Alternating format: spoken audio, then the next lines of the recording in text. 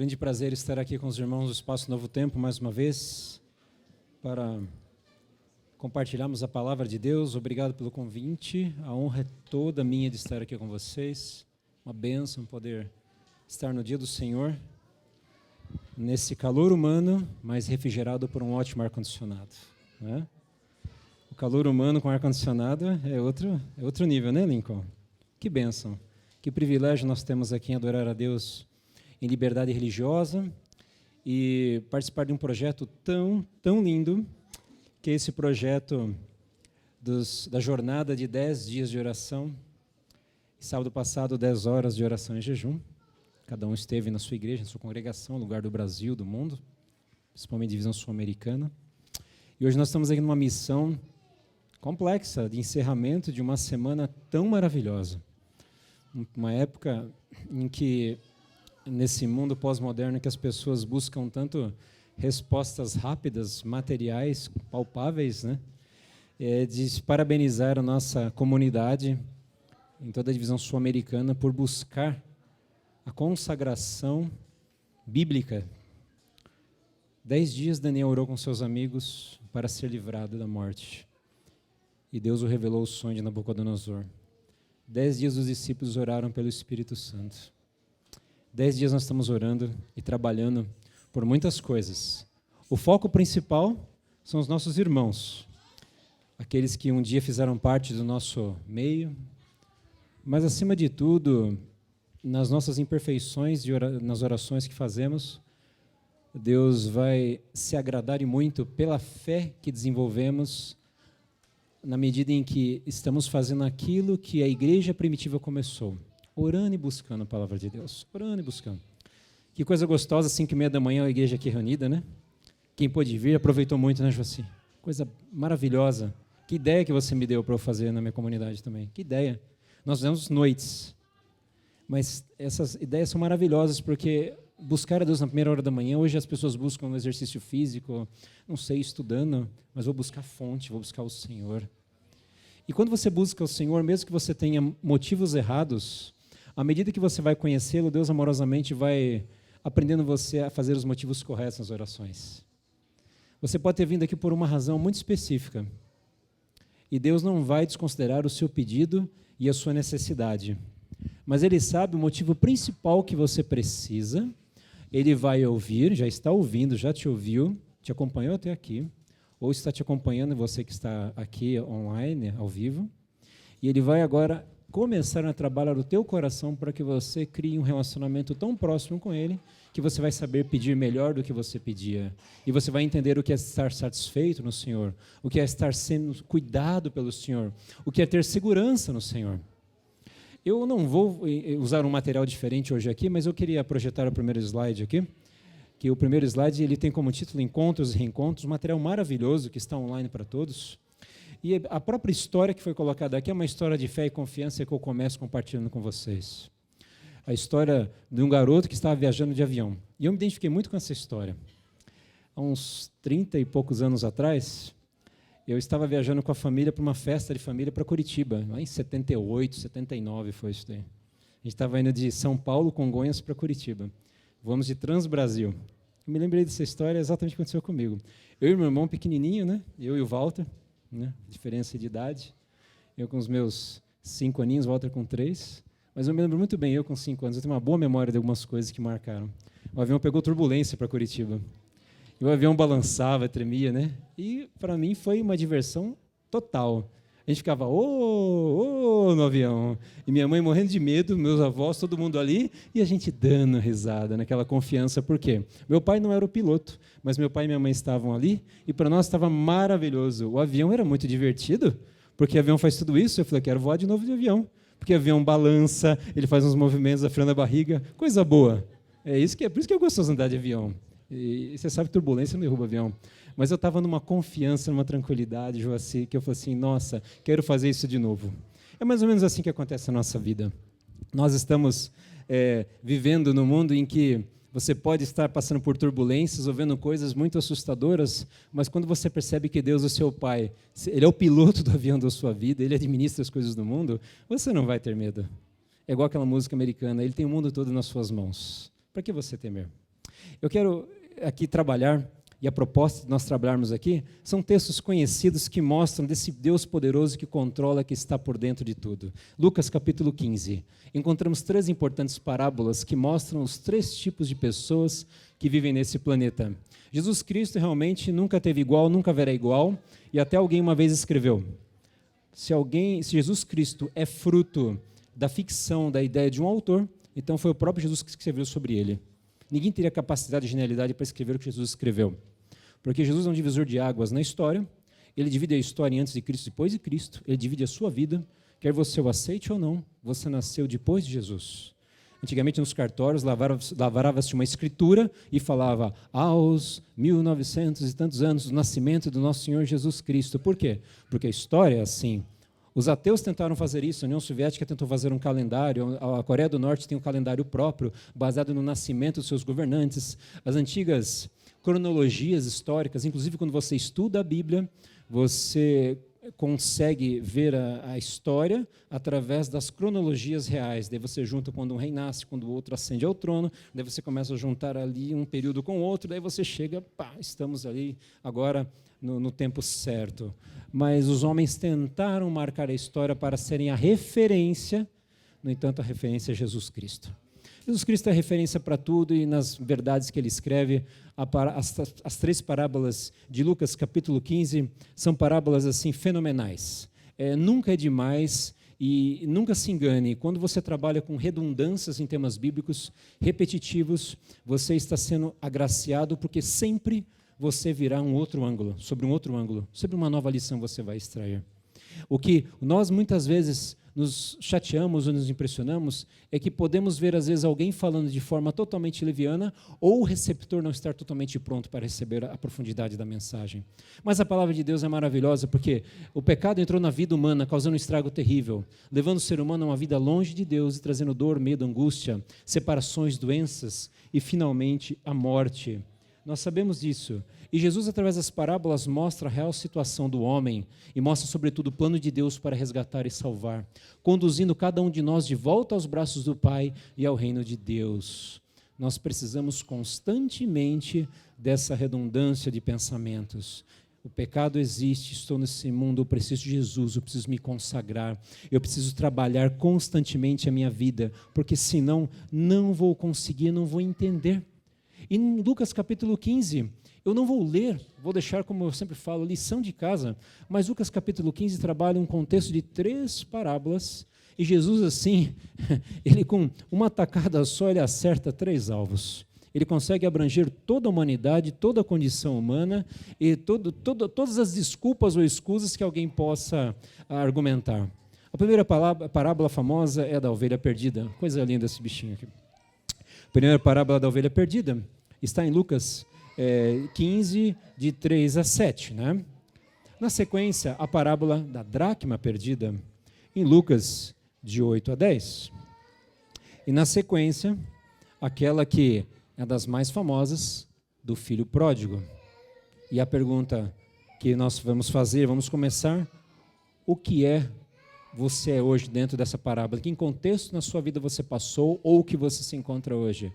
Uma ovelha, uma dracma, o filho pródigo.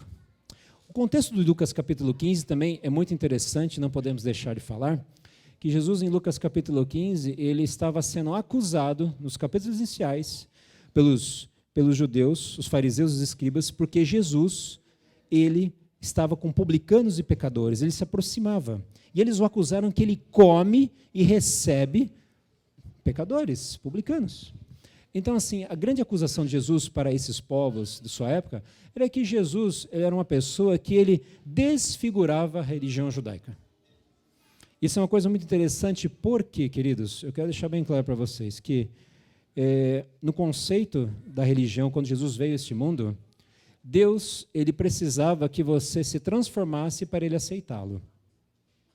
No tempo bíblico, você deveria ser transformado, você precisava se preparar para ter um encontro com Deus. Você não poderia ser qualquer pessoa, você não poderia fazer qualquer coisa.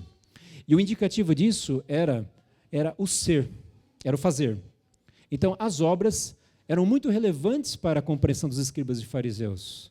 Se você fosse uma pessoa que cumprisse todo um calendário religioso ao longo do ano, se você mostrasse uma cara de piedade, se vestisse adequadamente, demonstrasse o jejum com aquela cara de derrubado, como eles foram criticados por Jesus, se você fosse uma pessoa bem assim, de estereótipo religioso, você era uma pessoa consagrada e Deus o estava aceitando. E o termômetro para isso eram os próprios sacerdotes, escribas e fariseus, que eles olhavam a pessoa e falavam assim, não, essa pessoa realmente, esse é o ideal de Deus. Quando Jesus chega a esse mundo e começa a conversar, ele implode essa linha totalmente doida de raciocínio que não leva a Deus. Pelo contrário, afasta de Deus. Isso aconteceu na história do mundo e continua acontecendo com maiores ou menores nuances. Na Idade Média era assim. As pessoas, quando Lutero se revoltou na Reforma, ele se revoltou vendo pessoas esfolando os joelhos, gastando somas, comprando pedaços da cruz de Cristo, comprando adereços, pagando coisas para a Igreja Católica. Gente, quando eu falo aqui, eu estou falando de fatos históricos, não estou acusando uma igreja, ok? Ele está fazendo ali, Lutero, então, no protestantismo, ali, quando ele é chamado de protestante, porque ele protesta contra essa religião em que Deus é colocado longe, Deus é um tirano. Então, Jesus agora começa a colocar o seguinte, eu vou explicar para vocês, queridos, não por filosofia, não na sabedoria dos homens, mas na sabedoria que toda a humanidade, inclusive o Espaço Novo Tempo, no dia 15 de fevereiro de 2020, vai poder continuar entendendo que como que eu lido com as pessoas. Jesus é bem didático. Ele é tão poderoso, mas ao mesmo tempo ele é tão simples, Flávia, tão simples. Por quê? Porque Deus não quer, pelas dificuldades linguísticas, por áreas professorais, que você continue não entendendo ele. Eu lembro uma vez de um cristão de nossa comunidade, muito inteligente, alto nível filosófico, tudo, filósofo, falava muito bem. E eu me lembro da falecida vozinha do coração da Dona Noêmia, que a gente participava da classe dos professores, e numa classe de professores esse homem debulhava. Eu era estudante universitário e tudo, eu adorava. Eu falava assim, nossa, o cara tem umas ideias assim, o cara viaja mesmo, fantástico. Mas assim, um molecão aí com 22, 23 anos, a gente, né, tudo bem, para nós a gente bate palmas. E ela era muito experiente, uma senhora que levou mais de 50 pessoas para Jesus, fora outros que a gente vai conhecer somente na eternidade, pregadora, missionária, aprendeu a ler com a Bíblia na igreja. Só tinha, Dona Noa era assim, aprendeu a ler, e ela lia todos os livros de profecia e falava muito bem e lia muito bem. Você conheceu a Dona Noa, não é? E a Dona Noa chegou, e depois que ele deu a explanação na classe de professores, ela falou para mim assim, ele fala tão bonito, Humberto, mas eu não entendo nada do que ele disse. Só isso. E aquilo me ficou marcado, eu falei, gente, Jesus Cristo não fazia isso. Falava tão bonito, mas não entendo nada do que ele disse. Jesus não. Jesus fala tudo e todos entendem. É por isso que as histórias bíblicas, as parábolas, elas são contextualizadas para a época de uma forma que uma criança entende. Por isso que nós começamos nas classinhas, olha a redundância aí, explicando para as pessoas a história da ovelhinha, a história do pastor, e dentro do contexto da compreensão de uma criança. Mas lembre-se, Jesus falou, você tem que ser uma criança para entrar no reino dos céus. Então, não desmereça quando a história parece muito infantil, porque você precisa, às vezes, sentar no colo do pai e deixar que Deus seja o seu pai. Você precisa disso, eu preciso disso.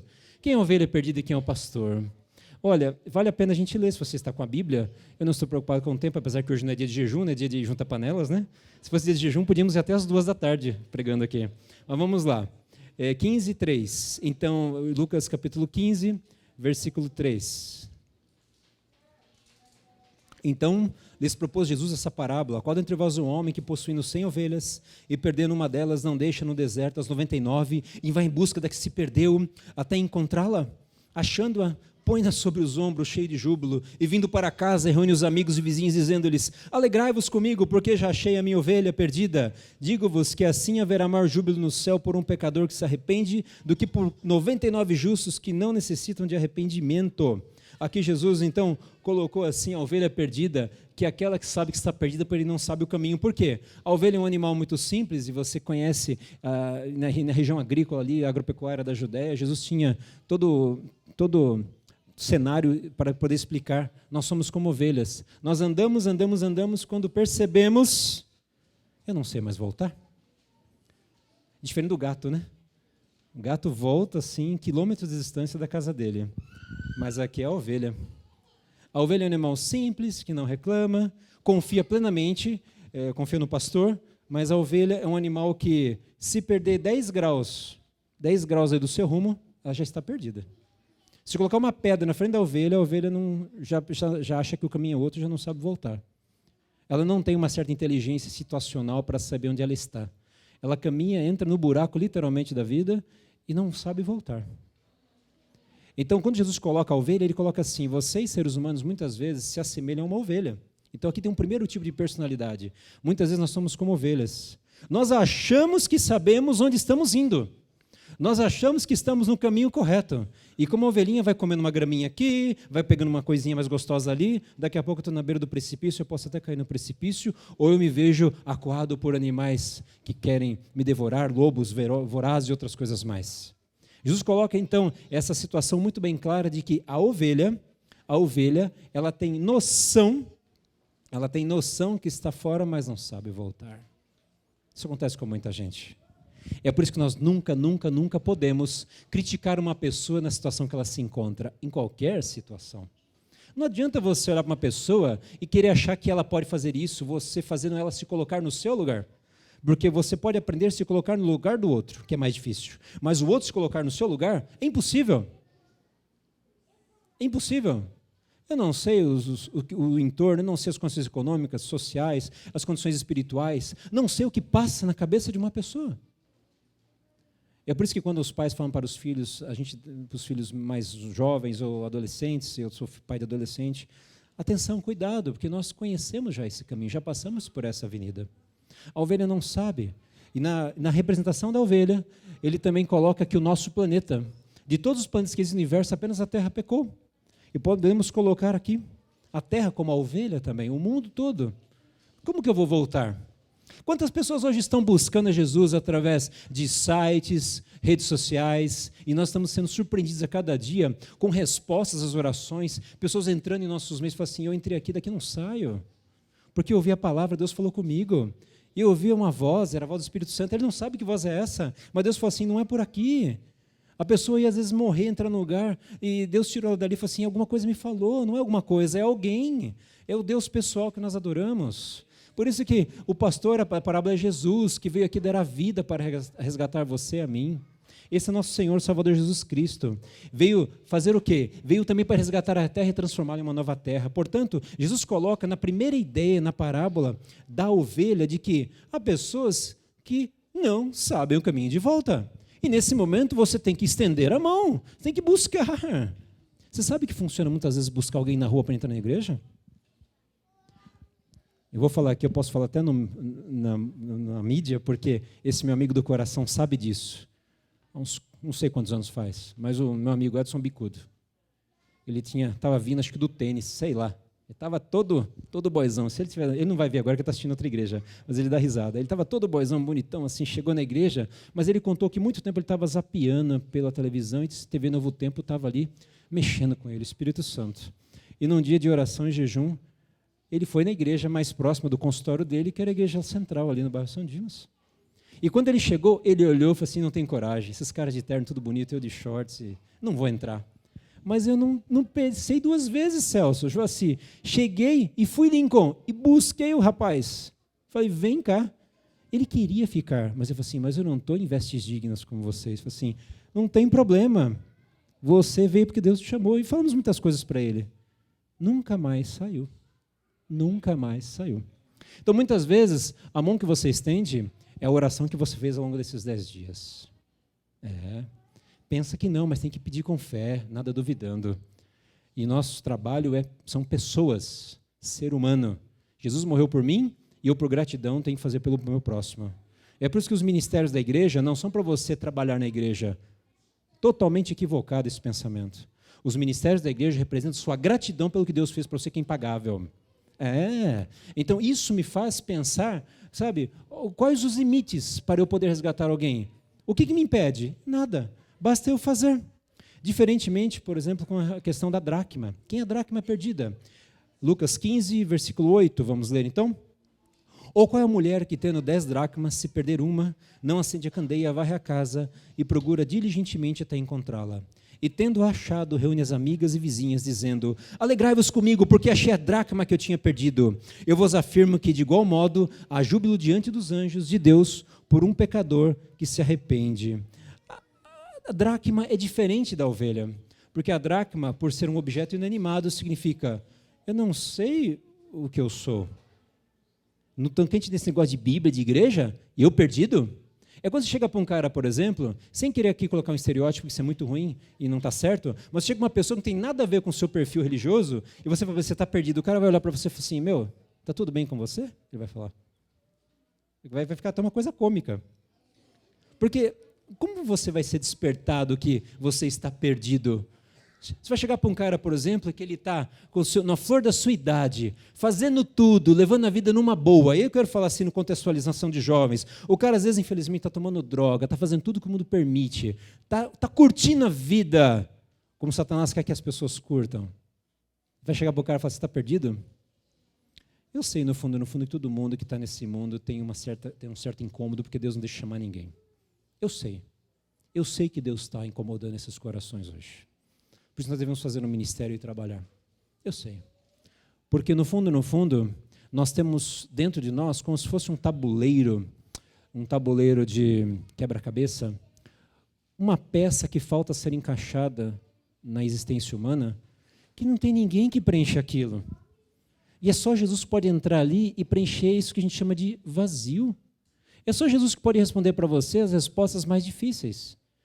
Eu estudei em universidade não cristã, depois estudei numa universidade cristã também, nos 2 cursos que eu fiz, mas eu via, hoje eu começo a fazer uma reanálise por onde eu passei, quantas pessoas estão sedentas e não sabem que precisam, estão como dracmas perdidas.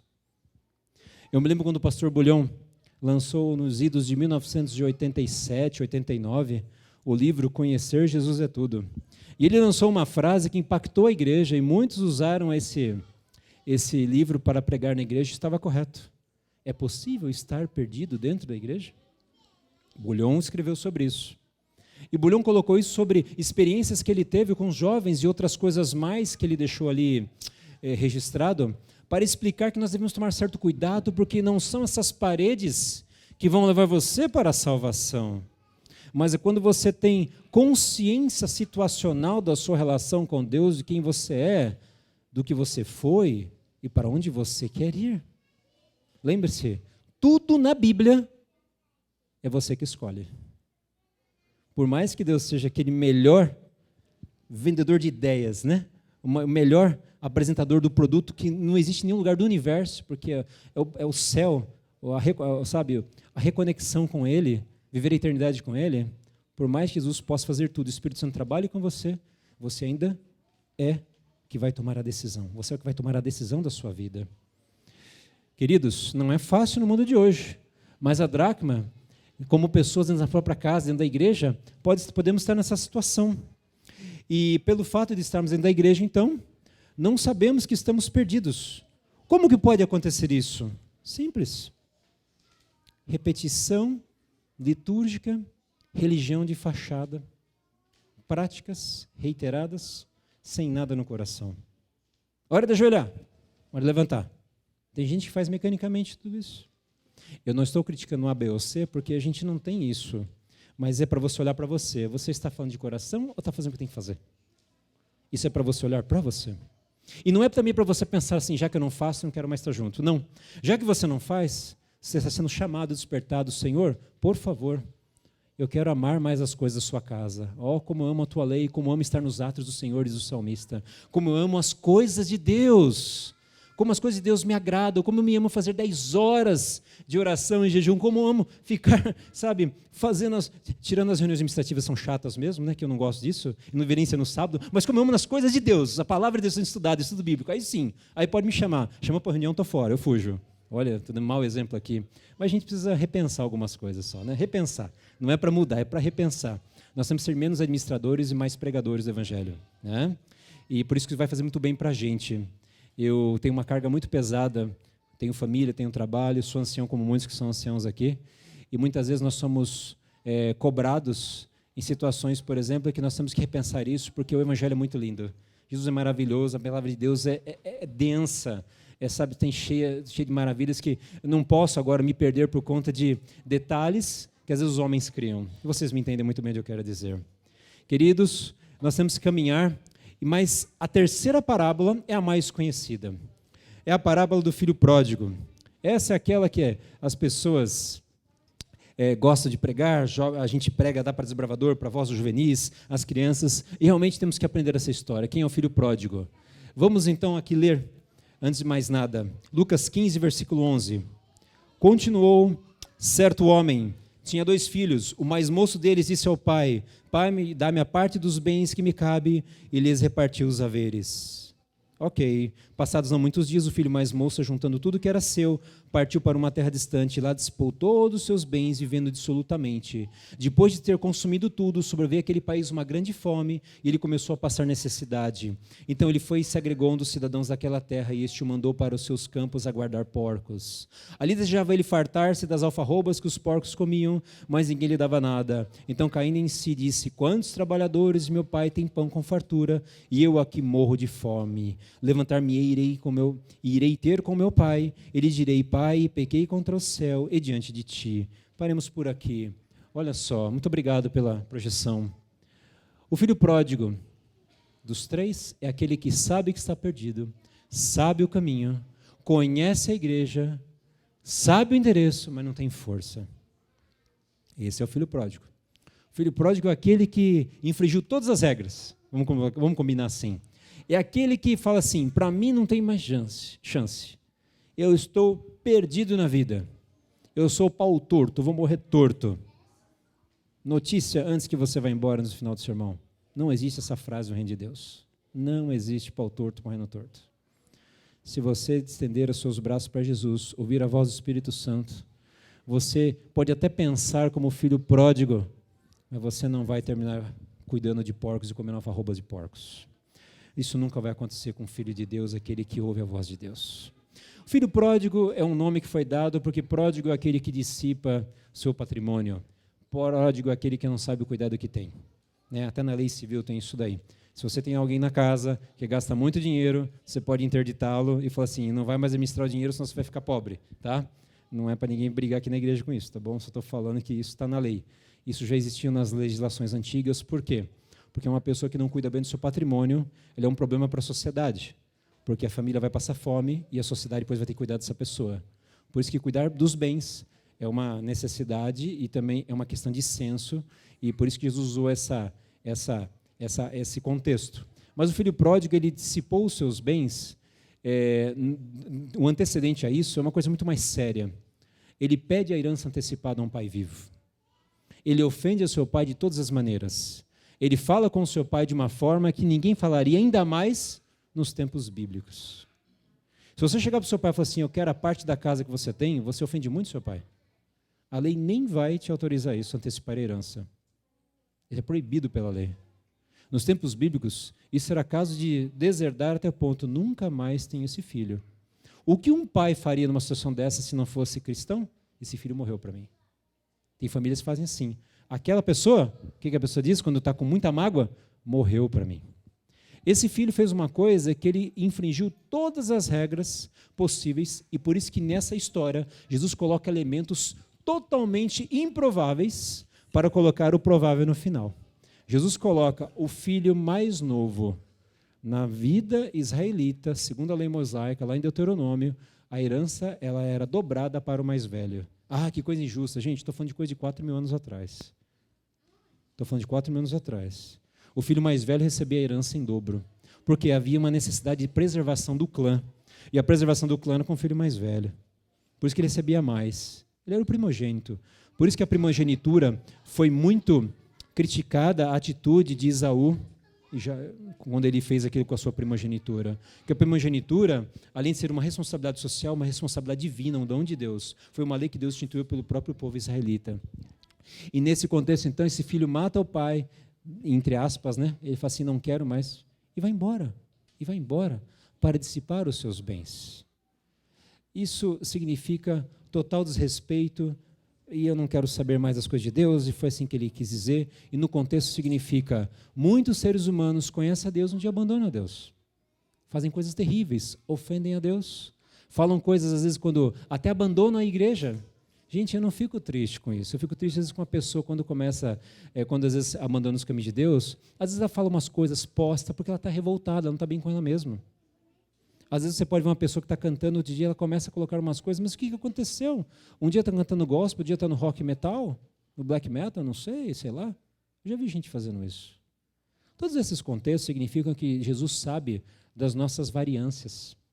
Nosso humor, nossa personalidade, nossas doenças, nossas crises. E Jesus em nenhum momento colocou uma crítica, falou assim, vocês seres humanos são difíceis, vocês não prestam. Eu não vejo nunca isso na Bíblia. Isso nunca vai encontrar na palavra de Deus. Por quê? Os fariseus publicanos falam assim, você, Jesus, está desconstruindo a religião, está andando com essas pessoas, eu quero ver o que vai dar isso daqui. Eu falo assim, vocês não conhecem o amor de Deus. Então, nesse contexto, Jesus começa a explicar essa parábola tão estranha, com coisas tão improváveis, que daí nós vamos ver um filho pródigo, que alguém da família se afastou e perdeu, foi longe demais, se complicou tanto. O que eu disse agora. O que o trouxe o filho de volta foi a intercessão do pai e da igreja, dentro do contexto da intercessão. O que o trouxe o pai foi o Espírito, o que trouxe o filho de volta foi o Espírito Santo. Não deixe de orar por uma pessoa que você tanto ama. Não deixe de orar por uma pessoa que você perceba que está fazendo alguma coisa que não agrada a Deus. A oração tem um poder fantástico. Ela destrói reinos, ela para exércitos, remove montanhas. A oração tem poder que você não faz ideia. É por isso que eu parabenizo no meu início, como eu disse, esse projeto de ficar 10 dias em oração e jejum é algo muito mais grandioso do que uma jornada para comprar um carro ou ter uma carteira profissional assinada que alguns fazem do evangelho disso. Você fazer uma jornada dessa de oração para você entender esse poder. Então, no contexto dessa parábola, tem também um pai que estava ansioso pelo retorno do filho. Talvez você esteja falando para um pai que queira ver seu filho retornar, um irmão que tem um irmão fora da igreja. Talvez você tenha alguém que esteja longe dos caminhos de Deus, esteja fazendo alguma coisa que Deus não aprove e você sabe disso. Não importa. Começa a orar a Deus, porque o Espírito Santo ele entra onde nem radiação entra. Ele atravessa paredes, ele atravessa países, ele atravessa situações e vai buscar pessoas que estão longe, longe, longe. Em casos como esse, o que funciona é a oração intercessora. Não pare de orar para os seus queridos, mesmo que pareça que eles nunca vão aceitar. Um dia desses eles voltarão. Eu acredito nisso. Eu acredito nesse poder. A mensagem do Evangelho é para os de fora, mas para os de dentro, aqueles que saíram de casa. Para quem que é a mensagem do Evangelho? Para todos nós. Eu preciso dessa mensagem quando eu me levanto. Eu preciso quando eu vou dormir. Tem dias que eu também não estou bom, não, viu, gente? Não estou me sentindo muito bem. Vocês pensam que a gente é de ferro? A gente, quando prega, tem que ter um perfil para pregar, para falar certinho. Mas eu sou de carne e osso, como todos aqui que estão assistindo, me ouvindo. Compreendendo o texto bíblico, eu acho maravilhoso. O pecado original é querer organizar nossa vida longe de Deus. O filho pródigo mostrou muito bem isso. O problema do ser humano é, eu quero ser, o quê? O autor da minha história. Eu quero fazer tudo como eu bem entender. Sempre que fizermos isso, fracassaremos na vida. Aprenda. O dia que você se torna cristão, o dia que você começa a ouvir a palavra de Deus, você não é mais dono de você mesmo, melhor, você entendeu que agora tem alguém que manda na vida. Você percebe agora que tem alguém que vai poder te orientar, mas ele manda na sua vida não como um ditador, mas é aquele que te abraça como um pai, que te coloca no colo, aquele que te ama, que deixou registrado isso, mas ele precisa dirigir a sua vida e você precisa permitir. Como que foi a conversão do filho? A conversão do filho passou pela reflexão sobre sua condição. Poxa vida, olha só onde eu estou. O filho se lembrou de quão bom era o pai, item B. Lembrou do pai. E isso é uma história. Por trás disso tem o Espírito Santo falando, Deus é bom. Deus não afasta de mim, se afasta de mim. O filho se arrependeu. Letra D, o filho confessou sua culpa. E letra B, filho arrependido aceitou o que lhe foi dado.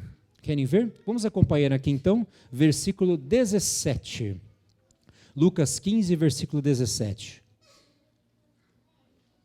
Então caindo em si disse, quantos trabalhadores de meu pai têm pão com fartura e eu aqui morro de fome?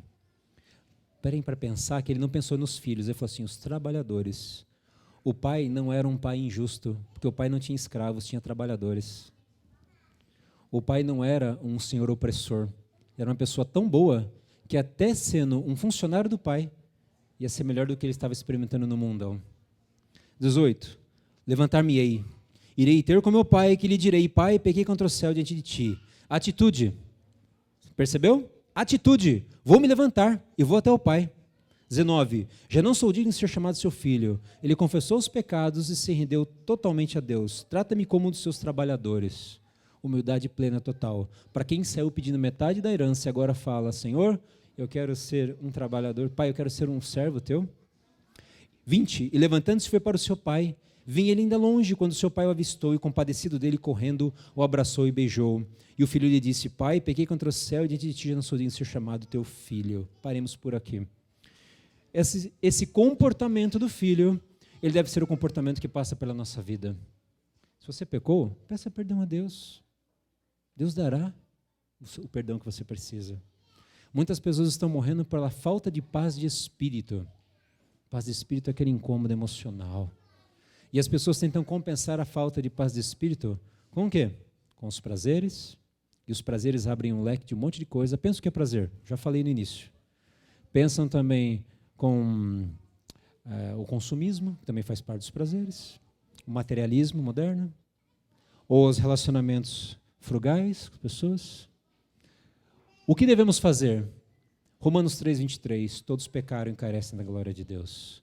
Tomar consciência da nossa condição, isso se aplica para as 3 parábolas. Nós temos que aprender e ensinar para as pessoas que nós dependemos de Deus, somos pecadores. E o pecado, na época de Jesus, ele era tratado muito como ato. Então, o que você fazia era pecado. Mas Jesus falou assim, pecado não é o ato tão somente, pecado é condição. A natureza humana tem falibilidades, o ser humano tem problemas. Isso é decorrência do pecado. O pecado é como um vírus, é como um câncer, está no DNA da humanidade. Já Davi fala, em pecado me concebeu a minha mãe. Não é o pecado original que a Igreja Católica coloca, não é isso. Não é relacionamento entre homem e mulher, mas é porque o pecado ele se transfere de um para o outro, porque o ser humano tem um defeito de fábrica, mas não foi a fábrica que errou. O ser humano optou por ser errado dentro da sua natureza, na sua índole. Lembrar que Deus nos espera e nos ama. Quando o pai, na parábola do filho pródigo, vai ao encontro do filho, é mais uma das coisas pouco prováveis que Jesus colocou nessa parábola. No mundo oriental, nunca um pai iria se dirigir a um filho. O pai era o sacerdote, era o que comandava. Aquela figura patriarcal forte e rígida do homem significaria que o filho faria tudo, ia assim, se humilhar aos pés do pai. E antes que o filho fizesse qualquer atitude de humilhação, o pai vai e o abraça e o beija. Jesus trouxe um comportamento totalmente inédito para uma sociedade oriental. Um pai não vai e beija um filho e abraça. Eu me lembro uma vez que eu vi uma cena de um filho chegando num aeroporto, muito tempo de viagem, um filho japonês, encontrando um pai lá no Japão, se reencontrando. Eu não estou aqui criticando também, mas a questão da cultura, a sociedade patriarcal. Fazia muito tempo que esse filho não via o pai. Não teve um contato físico. Um parou de frente para o outro, se cumprimentou, cada um pegou a sua mala e andou um do lado do outro conversando. Nesse aspecto, nós, como sul-americanos, temos esse quebra-gelo que é muito importante para entender o que é Jesus. Jesus fala assim, o pai foi e beijou e abraçou o filho. O que é isso? O que é isso? Para os escribas e fariseus, eles nem encostavam em pessoas que não eram da índole deles, que não eram da religião judaica. Eles nem sentavam junto com essas pessoas. Eles limpavam os locais onde as pessoas sentavam. O preconceito era muito grande. Então, em termos de preconceito, Jesus Cristo sabe muito bem mostrar que Deus não tem preconceito algum no tocante à salvação de almas para que as pessoas mudem. Porque Jesus fala assim, venha como estás, do jeito que você estás, que eu vou transformar você. Então o pai chegou e falou assim, não, para com isso. Eu não quero que você se humilhe, que você perca a sua personalidade. Jesus não faz isso com você. Jesus não faz isso. Ele quer que você confesse seus pecados. O que é confessar pecado? Não é você falar que você vai fazer o impossível, porque Deus não quer que você faça promessas vazias. Senhor, Pedro fez muitas vezes isso. Jesus não quer que você faça promessas, Deus quer que você confesse e fala, eu sei que errei e estou aqui, Senhor, agora me ajuda. Só isso. É só isso que precisa. Devido a ser somente isso, algumas pessoas exploram mal ou entendem muito superficialmente o que é o processo de salvação. Porque confessar os pecados e falar assim, Senhor, cheguei no fundo do poço, eu errei, mas agora, por favor, me aceita. Aceita? Como foi essa aceitação? O que o pai fez? Ele o buscava, viu ao longe, correu para encontrá-lo. Beijou, abraçou. Letra C. Chamou ele de filho. Estava morto e reviveu. O filho matou o pai, mas o pai nunca matou o filho. O filho deserdou o pai, mas o pai nunca, porque Deus não faz assim com a gente. O pai fez uma festa para mostrar sua alegria. O pai colocou o anel de ouro, o pai colocou roupa no filho. O que significa tudo isso? Deus te restabelece a condição muito melhor do que você estava antes. E Deus esquece todo o seu passado, porque Deus fala assim, não me importa o que você faça, não existe pecado que eu não possa perdoar. Não existe situação que Deus não possa contornar. Deus faz a mesma coisa conosco. Deus nos ama, porque Deus ama o mundo de tal maneira. A gente deve pregar isso mais vezes para as pessoas. As pessoas não entendem sobre Jesus, sabia? Tem muita gente falando errado de Jesus por aí. Você vai mostrar que Jesus ama quando você ama as pessoas, quando você faz. Mas falar também é bom, porque tem que mostrar. As pessoas não conhecem isso. Esse verso é decorado nessa igreja, mas tem gente que não sabe. Tem que falar que Deus ama. Tem que falar que Deus busca. Isso é verdade. Eu estou vendo milagres cada dia que eu falo, é impressionante. Deus está buscando as pessoas. Quando nos arrependemos e aceitamos a Cristo, Deus nos faz seus filhos. Sabe, a filiação é uma coisa muito linda no sentido bíblico. Por quê? A filiação, ela traz os privilégios do herdeiro. O patrimônio do pai, a riqueza do autor da herança. Só que ele morreu sim, ele morreu e reviveu. Então, é uma herança que nós vamos curtir com Jesus no céu. É a Nova Jerusalém, é o céu. Será que nós já paramos para pensar o que é isso? Ou nós vemos muito também uma religião para atender às nossas necessidades cotidianas? Nós estamos de passagem.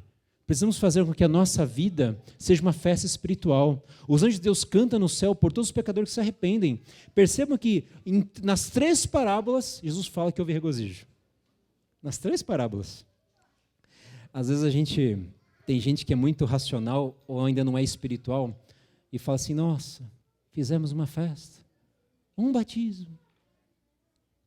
Meu amigo, não fale isso. Louvado seja Deus, teve um batismo, porque o céu comemorou, e você deve comemorar também. Olha, não é 15, 20 batismos que é a festa espiritual, quando um é pecador, se arrepende. Quando alguém chegar para mim, ou para alguém aqui e falar, irmão, quero voltar, irmão, quero permanecer, irmão, eu quero ficar, valeu tudo a pena. A cruz parecia a maior derrota, o maior fiasco, sabia? Porque quando terminou a cruz, Jesus estava naquela sexta-feira, não tinha ninguém. Os demônios tirando sarro de Jesus. Os sacerdotes falaram assim, missão cumprida, acabamos com isso. E os discípulos perdidos, iguais baratinhas tontas, mulheres que não eram nada para aquela sociedade, olhando e falaram assim, acabou. Foi um conto de fadas. Não foi um conto de fadas. Não foi. A história de Jesus não é uma história da Disney, que você fica vendo história de fadas, outras coisas, não é nada disso. Perguntas para nos fazer pensar. Alguma coisa que se parece com você e comigo hoje? Né? Por que fazer as coisas da nossa maneira e não da maneira de Deus? Às vezes você veio para ver outra coisa e está ouvindo isso, né? Mas é isso que Deus quer falar hoje. Qual é a maneira de Deus? Quem escreveu esse sermão foi o pastor Luiz Gonçalves. Não fui eu. Eu estudei esse sermão e estou aqui colocando os meus posicionamentos, a minha experiência espiritual. Temos sabedoria para aprender com o filho perdido? Quando vemos que erramos, somos humildes para voltar a pedir perdão? Compreendemos que o Pai providenciou em Cristo uma festa para a nossa reconciliação e que cabe a nós aceitar a oferta? Não tem atitude do filho que recusou receber o irmão arrependido. O irmão mais velho representa a igreja retrógrada, mas no aspecto aqui mostra os escribas e fariseus, que não aceitavam ninguém chegando. Por quê? Jesus falou, o Pai disse, você está sempre comigo, você tem tudo. O perdão de Deus é maravilhoso. Deus nos restaura e fala assim, olha, não aconteceu nada. É difícil sobre a ótica humana acontecer uma coisa desse tipo, mas isso daqui é milagre, isso daqui é plano espiritual. São histórias impossíveis de alguém ter escrito, senão o próprio Jesus tendo falado. Onde havia choro, alegria, separação, Cristo, tudo isso daqui que está escrito aqui significa a volta é maravilhosa. Deus faz uma festa quando você volta. Jesus o aceita como você está, Ele o ama, o chama, inclui e o transforma. Eu me lembro, queridos, eu quero ir caminhando para o final de uma história. Jesus está chamando para você voltar aos seus maravilhosos braços de amor. Eu quero contar uma história que muitos aqui já conhecem, talvez, sobre o que me representou para mim, o que Jesus fez por mim. E isso serviu de muito importante para a minha vida, e eu estava com as minhas filhas. Há 10 anos atrás, eu estava passeando na Exalc num sábado à tarde. E fui passear, mostrar os ovinos, né? Ovelhas, caprinos ali. Estava com as minhas filhas, minha filha só, a Lena não era nascida ainda. Aí ela tinha 5 aninhos. E minha cunhada com os meus sobrinhos, todos pequenininhos também, a Ingrid e o Yuri. Eu, minha esposa, minha cunhada e meus sobrinhos. Fomos passear para ver os ovinos. E entramos ali, nas baias, coisa linda. E naquele tempo podia entrar, né? Não era tão rígida a segurança. Fomos até um pasto bonito ali, grama alta, bonita. Daqui a pouco, minha esposa e minha cunhada falam assim, Beto, me chamam de Beto, Beto, alguma coisa aconteceu ali no meio, um animal caiu ali. Eu falei assim, não aconteceu nada. Não, aconteceu sim. E as mulheres têm aquela coisa, vamos fazer, vamos lá. O homem já, né, fica na receita. Vamos lá, né? 2 contra 1, vamos lá. Vamos ver. Quando eu entrei naquele pasto bonito, ovelhas ali, grande o pasto, ali por trás na Exalc, tinha um buraco grande. Um buraco que tinha, talvez o tamanho desse quadrilátero aqui onde eu estou por cima, quase 1 por 1 por 1. Mas ele era relativamente fundo. Devia ter 1,80 m, por aí mais ou menos. Era fundo. E era uma junção de esgoto. Então era a canalização de esgoto da Exalc, que passavam ali manilhas grandes. Então ali era uma caixa, acho que de manutenção. E a tampa foi retirada. Deixaram aquilo destampado com animais pastando ali. E quando eu olhei naquela caixa, acho que era até um pouquinho maior, ela não era uma caixa vazia. Um animal tinha caído ali dentro. Tinha caído um carneiro ali dentro. Eu sabia que era um carneiro porque era um carneiro, né? Ele não tinha o chifre, mas eu vi ali, pelos documentos dele, que ele era um carneiro. E eu fiquei apreensivo. Eu falei assim, meu Deus, porque a caixa ela era pequena na boca, mas lá embaixo era um local mais amplo. Dava para você até caminhar um pouco mais para os lados, porque tinha a junção das manilhas. E daí tinha canos diferenciados, acho que eram de água por fora, mas o esgoto é embaixo, né? Não estava junto.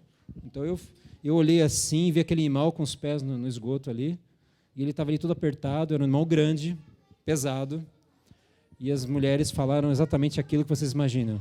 Tem que tirar ele daí, desce lá. Eu falei assim, e eu respondi aquilo que o homem responde. Não, vocês estão doidas, não vou fazer isso. Chamei alguém que estava lá, tinha um rapaz que fazia doutorado, eu sabia porque eu conversei com ele, ele falou assim, não, deixa aí, se morrer a gente tira na segunda-feira. É isso mesmo, eu fiquei chocado. O homem muitas vezes faz pesquisa com animais e trata os animais assim, né? Deixa lá, a gente troca. Isso não é de Deus. Era um sábado à tarde, estava com minhas filhas, e eu vendo aquele bicho, e a ansiedade, Léo subindo, e a ansiedade subindo. Vamos tentar tirá-lo. Tá bom. Daqui a pouco o animal coloca as patas até para cima. Ele era grandão. E eu tentei, me abaixei, fiz aquilo ali, tentamos puxar, né? Lê do engano, né? Puxando pelas patas aquele carneirão para poder sair lá de dentro. Mas nem se movimentou, nem saiu do lugar. Daí as mulheres falam assim, não deu certo, entra lá. Falei assim, eu não vou entrar no esgoto. Estava com uma roupa legalzinha, Celso. Sábado à tarde, tinha tomado um banho, passado com as crianças. Daí a gente depois ia fazer o pôr do sol, já tinha tudo esquematizado. Estava uma sandália, estava um calor, mas eu estava com uma calça jeans legal, uma camiseta legal. Eu falei, não, entra lá. Entrei. Eu falei assim, vou entrar. Entrei no buraco. E quando eu entrei, eu já comecei a falar com ele assim, amigão, eu fiquei com medo, né? Ele não tinha chifre, ele era descornado, mas ele podia dar uma cabeçada em mim e eu ia sucumbir naquele buraco ali com aquele carneiro. Eu falei assim, amigão, e eu falei com ele, amigão, eu vim para te ajudar. Fui passando a mão na cabecinha, no dorso ali, e aquela lã gostosa, né? Aquela anca gigantesca, né? O bicho era mais de 80 quilos, né? Pesado igual eu, assim. Minha mulher e minha cunhada não davam conta, né? As duas iam para o buraco se fosse fazer alguma coisa. Então era ele que resolveu alguma coisa. Eu desci, tentei ali, olhando com ele assim, ó, eu com carneiro assim, prensado com carneiro. E o bicho não me conhecia, mas ele estava totalmente entregue no meio daquele esgoto, daquela desgracenta situação, e eu era aquele que deveria salvá-lo naquele momento. Falei, vamos tentar. Entrei por baixo aqui do peito dele, e ele quieto mesmo, aceitou tudo. E empurrei ele por aqui. Não foi, não tinha força mais, Lincoln. Devia ter lutado faz tempo. Ele não estava ali faz tempo. Quando elas viram ele no buraco, ele estava pulando, eu acho, tentando sair. Ele já estava entregue. Estava entregue no fundo do buraco para morrer. Ele ia morrer. Aquele moço estava profetizando, né? Que morra. E eu fui lá sem saber o que eu ia fazer. Eu falei assim, tá bom. Me apoiei de um lado e de outro, nos canos que não eram de esgoto. Quando eu fui tentar ajudar, eu caí no esgoto também. Aí acabou. Aí meu pé era geladinho, a água passava no meu pé, minha calça toda suja, eu falei assim, já era. Agora não quero mais pensar em nada, e agora estou aqui e vou ter que ir até o fim. Estava bravo também. Mas ao mesmo tempo veio uma compaixão e um sentimento. Agora eu vou até o fim com ele. Daqui eu não saio. Daqui eu não saio. Não vou deixar você aqui. Não vou deixar você aqui. Senti isso. E minha filha de 5 anos vibrando, meus sobrinhos vibrando, tudo olhando, e as mulheres falando. Isso aí é a parte ruim do negócio. E eu ali. Daí eu falei assim, tem que ter um jeito. Daí eu peguei, tirei minha cinta, fiz um laço aqui, meu cinto, passei aqui um cinto de couro que eu tinha. Falei para minha esposa, para minha cunhada, olha, agora vocês vão fazer o que eu falo, não falem, ouçam o que eu estou falando. Eu vou passar aqui, vocês vão puxar cada uma de um lado, e eu entrei por baixo da poupança dele, peguei assim, imagina aquela cena, eu falei assim, amigo, falei para ele, eu vou tirar você agora aqui, eu vou fazer tudo por você. E era aquela coisa fofona, gostosa de lã, né? Cheguei por trás dele, e eu falei assim, eu olhei para ele e falei isso, eu falei, eu vou fazer tudo por você, mas você dá só uma forcinha que você vai sair do buraco. A Gisele, a Risa puxando, e eu falei assim, 1, 2, e eu falei, vai, eu empurrei, força, empurrei. Elas puxaram, ele pôs força ali na beirada, daqui a pouco ele sai, levei umas pesadinhas, porque ele fazendo assim, ele saiu do buraco. Ele saiu. Quando ele saiu do buraco, ele ficou parado. Depois que ele sai do buraco, o Salvador sai do buraco. Que sou eu, o Salvador dele. Saí do buraco sujo, suado, fedendo carneiro, mas com uma sensação de alegria que indescritível. Por isso que essa história eu conto assim, porque isso foi para mim muito pedagógico. Quando eu saí do buraco, ele não saiu correndo como um doido, foi embora como um animal.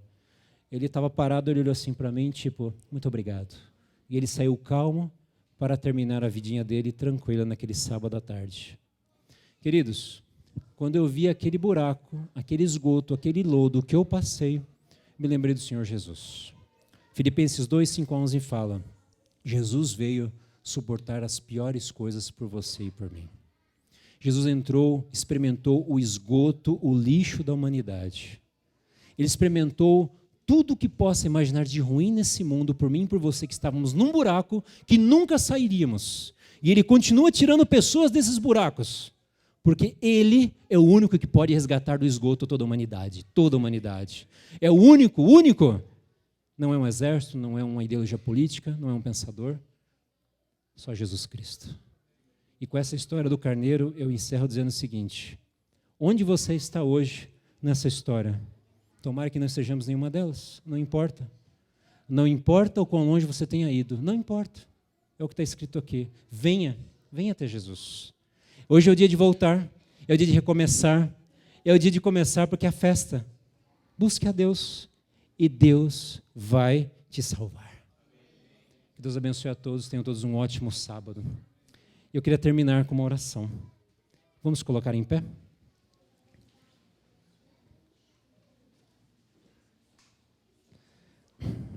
Muitas vezes quando eu prego, eu penso assim, preguei, fui embora. Mas quando chegar na eternidade, Celso, lembra de mim? Esse privilégio a gente passa, Jacir. Esse privilégio a gente vai ter sim. Porque você fala assim, você falou aquilo. E quando alguém liga para mim e fala assim, Humberto, obrigado por aquela mensagem. Eu falo assim, nossa, eu falei isso? Eu falei nessa profundidade? Se hoje tem alguém que precisa retornar para Jesus, eu vou fazer uma oração por você nesse momento. Vou fazer uma oração também por aqueles que nós estamos orando. Vou orar para que você também se consagre a Deus e aprenda a pedir, porque o Pai vai filtrar os seus pensamentos e vai te proporcionar uma experiência de vida que você nunca experimentou.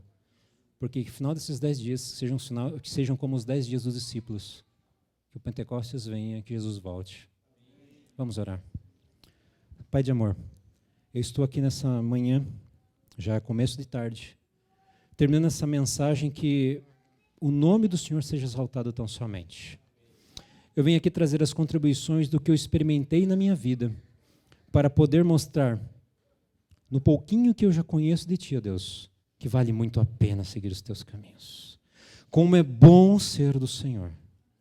E eu quero, Deus, impactar aqui, pela minha frágil voz, pela minha pequenez como ser humano, mas através da intercessão do Espírito Santo, que vem abraçar a todos agora aqui, abraçar os que estão nos assistindo, nos ouvindo, que virão assistir essa mensagem gravada. Aqueles que estão longe, que talvez receberam o convite, estamos intercedendo, que sejam incomodados, que sejam cutucados, que deixem de fazer as suas coisas para ouvir, meu Pai me chama, e que voltem para os braços do Senhor. O tempo urge, Jesus está voltando. E nós queremos, ó Deus, anunciar a plenos pulmões a volta do Senhor, não, e mostrando o verdadeiro caráter de Deus, o Pai amoroso, que nos abraça, que nos beija, que nos coloca no colo, que não nos pune, não nos critica pelo que somos, mas pelo contrário, nos eleva para o ideal que Ele quer que sejamos. Eu coloco a nossa vida em Tuas mãos, dessa igreja, dessa liderança, do pastorado, que tenhamos um sábado abençoado na certeza de que o que nós pedimos, principalmente pelos outros, Tu responde e Tu farás. Entrego a minha vida em Tuas mãos, ó Deus, entrego cada um aqui, com o perdão dos nossos pecados, por Jesus. Amém.